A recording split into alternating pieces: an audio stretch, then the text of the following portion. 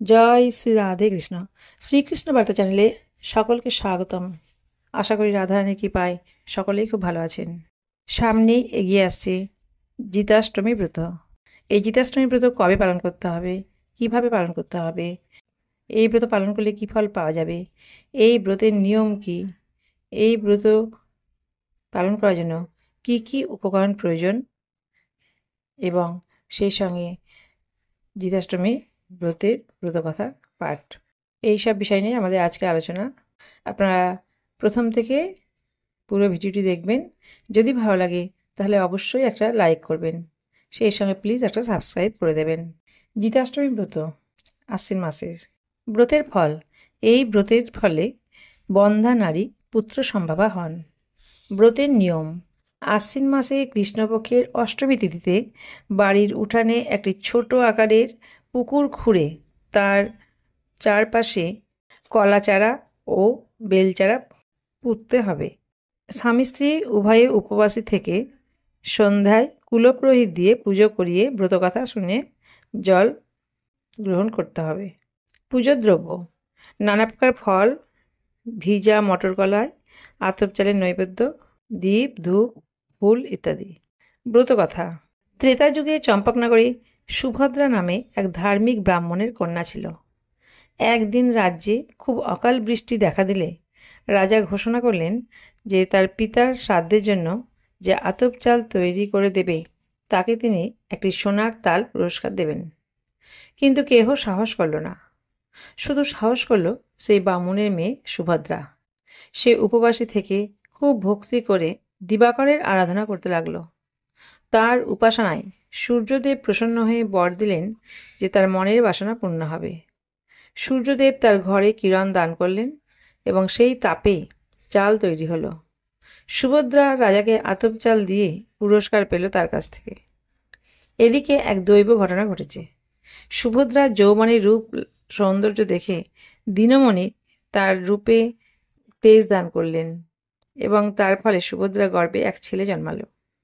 10 মাস 10 দিনে ছেলেটি 4 হাত, তামার মতো রং, মাথায় জটা আর কানে জ্যোতির্ময় কুন্তল নিয়ে ভূমিষ্ঠ হলো। নাম রাখা হলো জিমুত বাহন। শিশু বড় হয়ে একদিন নিজের পিতাকে দেখবার জন্য জিদ ধরল। তখন সুভদ্রা ছেলের হাত ধরে যে পথ দিয়ে সূর্য রোজ উদয়গিরি যান সেই পথে গিয়ে দাঁড়ালো এবং সূর্যের রথ আসতেই মায়ে পয়ে রথ ধরল টেনে। সূর্যদেব তখন ধ্যানে সমস্ত জেনে ছেলেকে আলিঙ্গন করে বললেন, বৎস জিমুতবাহন, জগতে সবাই আশ্বিন মাসে কৃষ্ণপক্ষের অষ্টমীতে, বিশেষত মেয়েরা তোমার পুজো করবে বটমূলে, প্রাঙ্গণে কিংবা দেব মন্দিরে। যে নারী আগের দিন হবিষ্যি করে পরদিন উপবাসী হয়ে তোমার পুজো করবে ও রাত্রি জাগরণ করবে সে জীবৎপুত্রী হবে, অর্থাৎ তার ছেলে পুলে অকালে কখনো মরবে না। জিমুতবাহন আনন্দিত হয়ে পিতাকে প্রণাম করল। সূর্যদেব পরে সুভদ্রাকে বললেন, সতী, লোকে পুত্রের সঙ্গে তোমাকেও পুজো করবে, এখন গৃহে ফিরে যাও তোমরা। একদিন বটগাছের নিচে ইন্দ্রমাতা অদিতি জিমুতবাহন পুজো করছে। এমন সময় সেই গাছে যে শকুনি বাস করত সেও দেখা দেখি পুজো করল। তা দেখে শকুনির বন্ধু এক শিয়ালি তাকে জিজ্ঞাসা করল, সখী, তুমি কি করছো? শকুনি বলল, সখী, আমি সূর্যপুত্র জিমুতবাহনের ব্রত করছি। এ ব্রত করলে সন্তানগণ চিরজীবী হয়। ব্রতের দিন উপবাসে থাকতে হয়। শিয়ালি শকুনির কাছ থেকে সব জেনে উপবাসে থাকলো। সারাদিন কেটে গেল। রাত্রে সে আর থাকতে পারল না। রাত্রে প্রথম প্রহরে মাছ খেয়ে খিদে দূর করল। শকুনি জিজ্ঞাসা করলে সে কোনো উত্তর দিল না। তৃতীয় প্রহরে সে কতগুলো পোকামাকড় খেল। শকুনি তা দেখে জিজ্ঞাসা করলো, সে কোনো উত্তর দিল না।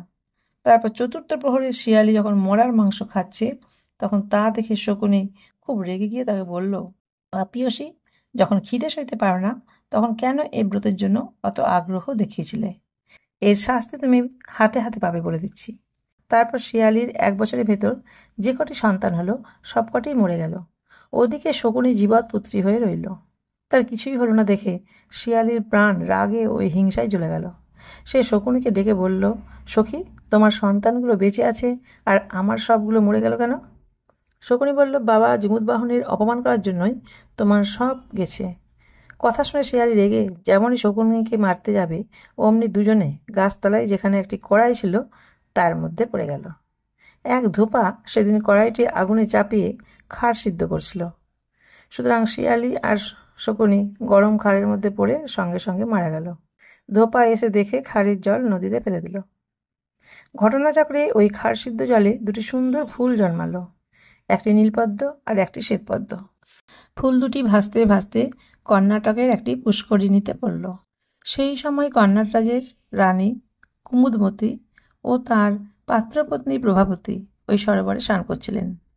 কুমুদবতী বললেন, সখী প্রভাবতী, এসো আমরা ফুল দুটি খাই। ফুল দুটি খাওয়া হলে দৈবক্রমে দুজনেরই গর্ভ হলো এবং যথাসময়ে দুজন প্রসব করল। দুজনেরই মেয়ে হলো। রানীর মেয়ের নাম চম্পকমালা আর পাত্রপত্নীর মেয়ের নাম হলো মনোরমা। মেয়ে দুটি বড় হলে দুটিতে খুব ভাব হলো। কেউ কারো কাজ ছাড়া হয় না। কিন্তু এই জন্মে শিয়ালি হয়েছে চম্পকমালা আর শকুনি হয়েছে মনোরমা। দুজনের বিয়ের বয়স হলে একদিন কণিকাপুরীর রাজার সঙ্গে বিয়ে হলো চম্পকমালার, আর তার পাত্র পুত্রের সঙ্গে বিয়ে হলো মনোরমার। খুব সুখে দিন কাটতে লাগলো। কিছুদিন পরে চম্পকমালা আর মনোরমা দুজনেই গর্ভবতী হলো। 10 মাস 10 দিনে দুজনে প্রসব করলো। সুন্দর ফুটফুটে ছেলে হলো তাদের। সবাই আনন্দ করছে। কিন্তু সপ্তাহের মধ্যে চম্পকমালার ছেলে মারা গেল, মনোরমার ছেলে বেঁচে রইল। এই রকম আরও কয়েকবার হলো।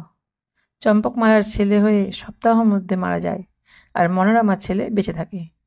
দেখে শুনে চম্পকমালার মনে অত্যন্ত হিংসা হলো।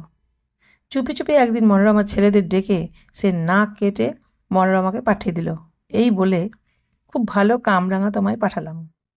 সেই সময়ে মনোরমা জিমুত বাহনের পুজো করছিল। কামরাঙা ভেবে যেমন সে জিমুত বাহনের উদ্দেশ্যে নিবেদন করল, অমনি ছেলেদের নাক আগের মতো হয়ে গেল। পরের বছর আবার জিতাষ্টমী ব্রত করছে মনোরমা। এমন সময়ে চম্পকমালা গোপনে মনোরমার ছেলেদের চোখ উপড়ে সখীর কাছে পাঠালো। এই বলে, সুপুরি পাঠালাম, নিও। মনোরমা এক মনে পুজো করছিল। সুতরাং সে সরল মনে সুপুরি ভেবে যেমনি জিমুত বাহনের চরণে নিবেদন করল, অমনি ছেলেরা আবার চোখ ফিরে পেল। চম্পকমালা ক্রমে ক্রমে সমস্ত অঙ্গ কেটে কেটে পাঠাতে লাগলো, আর জিমুত বাহনের কৃপায় সব জোড়া লেগে যেতে লাগলো। শেষকালে একদিন চম্পকমালা মনোরমার ছেলেদের মেরে ফেলে উদুখালে গুড়িয়ে নাড়ু তৈরি করে পাঠালো সখীর কাছে। সেদিনও জিমুত বাহনের দয়াতে মনোরমার ছেলেরা বেঁচে উঠল। কিছুতেই যখন চম্পকমালার হিংসে পূর্ণ হলো না, তখন সে নিচে একদিন মনোরমার বাড়িতে গিয়ে তাকে জিজ্ঞাসা করল, সখী, তোমার ছেলেরা সকলেই বেঁচে আছে, আর আমার 7টি ছেলেই কেন মরে গেল? মনোরমা বলল, তুমি জিমুত বাহনের ব্রত নিয়ে ভঙ্গ করেছিলে, সেই পাপে তুমি পুত্রহীনা হয়েছ। চম্পকমালার মনের আগুন দ্বিগুণ হয়ে জ্বলে উঠল। সে ঠিক করল, রেবা নদীর তীরে অগ্নিকুণ্ড জেলে সখীকে নিয়ে গিয়ে তাকেও মারবে, নিজেও মরবে। যে কথা সেই কাজ। একদিন সব আয়োজন করে সখীকে নিয়ে চম্পকমালা চলল রেবা নদীর তীরে। শূন্য দিয়ে হরপার্বতী যেতে যেতে সেখান থেকে দেখতে পেলেন, শঙ্করী দেখলেন একটি রমণী আগুনে পুড়ে আত্মহত্যা করতে যাচ্ছে। তখনই তিনি মহাদেবকে বললেন, নাথ, আত্মহত্যা মহাপাপ, আপনি এই পাপ থেকে ওই রমণীকে রক্ষা করুন। মহাদেব বললেন, ওই রমণী মহাপাপ করেছে, ব্রত আরম্ভ করে ভঙ্গ করেছে। সেই মহাপাপে ওর সমস্ত ছেলে মারা গেছে, কিন্তু ওর সখী ব্রতভঙ্গ করেনি বলে তার সব ছেলে বেঁচে আছে। ও তাই দেখে হিংসায় পুড়ে মরে। প্রথমে সখীর ছেলেদের মারবার চেষ্টা করেছিল, কিন্তু তা না পেরে এখন আত্মহত্যা করছে। সুতরাং ওকে রক্ষা করা মোটেই উচিত নয়। শঙ্করী তবুও অনেক অনুরোধ করে মহাদেবকে পাঠালেন। শঙ্কর ছদ্মবেশে গিয়ে চম্পকমালাকে বললেন, বাছা, আত্মহত্যা মহাপাপ। তুমি সখীর উপর হিংসা না করে এখনই গৃহে ফিরে যাও এবং ভক্তি ভরে যথানিয়মে জিতাষ্টমী ব্রত করো। তাহলে তোমার দীর্ঘজীবী ছেলে হবে, আর কোনো দুঃখ তোমার থাকবে না। চম্পকমালা তখন বাড়ি ফিরে এলো এবং হিংসা দেশ ভুলে গিয়ে খুব ভক্তি করে জিতাষ্টমী ব্রত করল। ক্রমে তার অনেকগুলি দীর্ঘজীবী সুন্দর ছেলে জন্মালো। ইহজগতের অনেক সুখ ভোগ করে অন্তে সে স্বর্গ লাভ করল। যে নারী আশ্বিন মাসের কৃষ্ণাষ্টমীতে ভক্তিসহ জিতাষ্টমী ব্রত করে, সে বহু দীর্ঘজীবী সন্তান লাভ করে। পূজান্তে রাত্রি জাগরণ এবং পরদিন পালন করতে হয়। এটি জিতাষ্টমীর ব্রতকথা সমাপ্ত।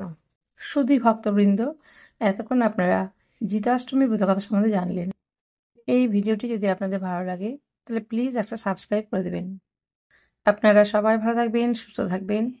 রাধে রাধে।